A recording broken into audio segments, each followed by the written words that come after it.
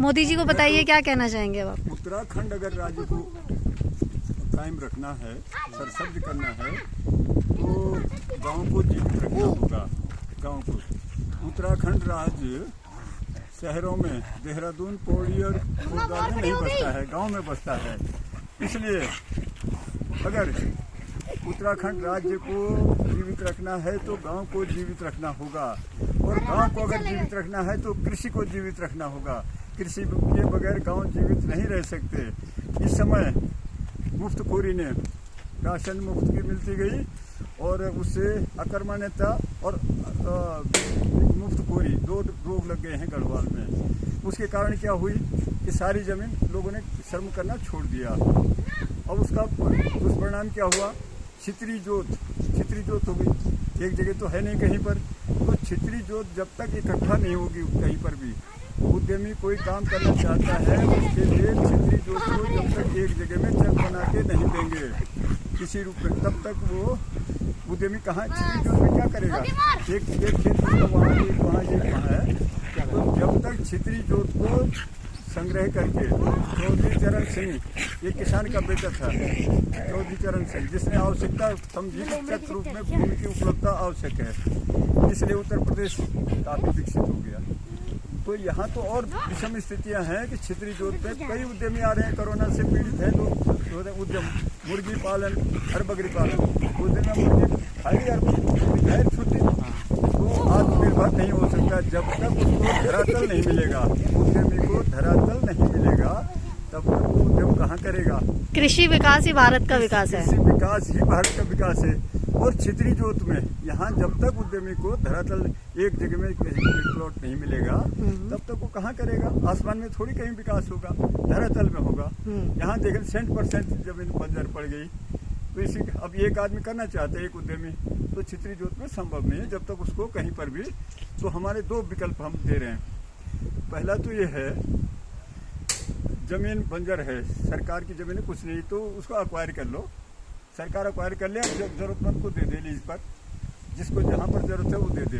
दूसरा, अगर ऐसा नहीं करना चाहते तो रिकॉर्ड के हिसाब से चकबंदी जैसे वहाँ हुई है, तो मैं अकेला आदमी भारत में जीवित हूँ, अकेला। तो सन 65 से 55 तक खसरा खतौनी क्या होता है, रिकॉर्ड क्या होता है, उस विधा में एक्सपर्ट लेखपाल हुआ, फिर कानून हुआ, एडमिन पद होते थे। अंतिम पद होता है एक्सपर्ट, उस विधा का एक्सपर्ट। तो उस समय जो 55 से 65 तक जो कार्यकाल चला, हाल बंदोबस्त रिकॉर्ड, तो उसमें 55 से 65 तक जो आदमी टेक्निकल जॉब में अंतिम पद पर पहुंचने में तो प्रौढ़ हो जाता था। अब जब प्रौढ़ सन 65 में जो प्रौढ़ रहा होगा तो 57 साल ये हो गए, उसकी तो राह भी नहीं मिलेगी कहीं।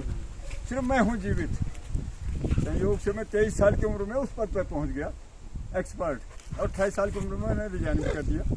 तो मैं हूँ सारे भारत में जीवित, उस विधा से परिचित, मेरा कोई वो नहीं, विकल्प है नहीं। तो उस अनुभव का, जीवन तो अनित्य है, जीवन का कोई ठिकाना थोड़ी कब कोई आदमी चला जाए।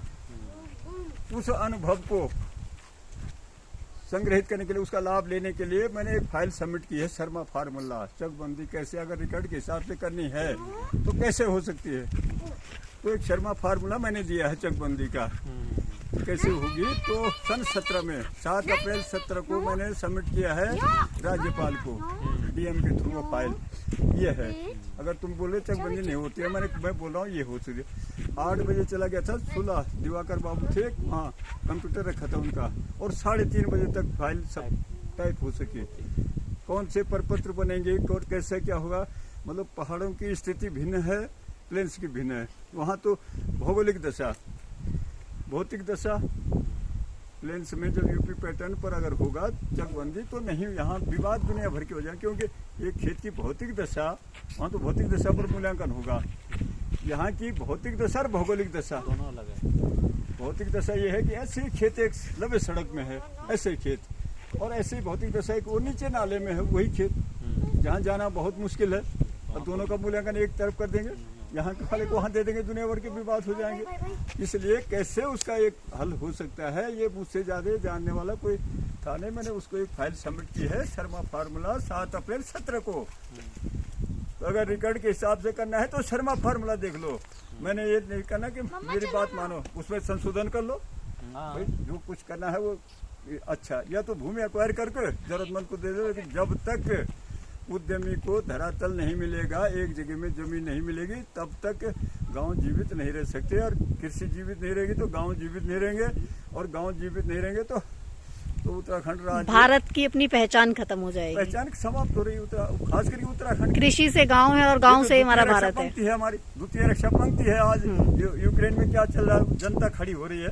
तो आज ये चीन के बॉर्डर पर है हम, यहाँ पौड़ी वाले क्या करेंगे वहाँ से। तो ये है कि गांव को जीवित रखना है तो कृषि को जीवित रखना होगा बस।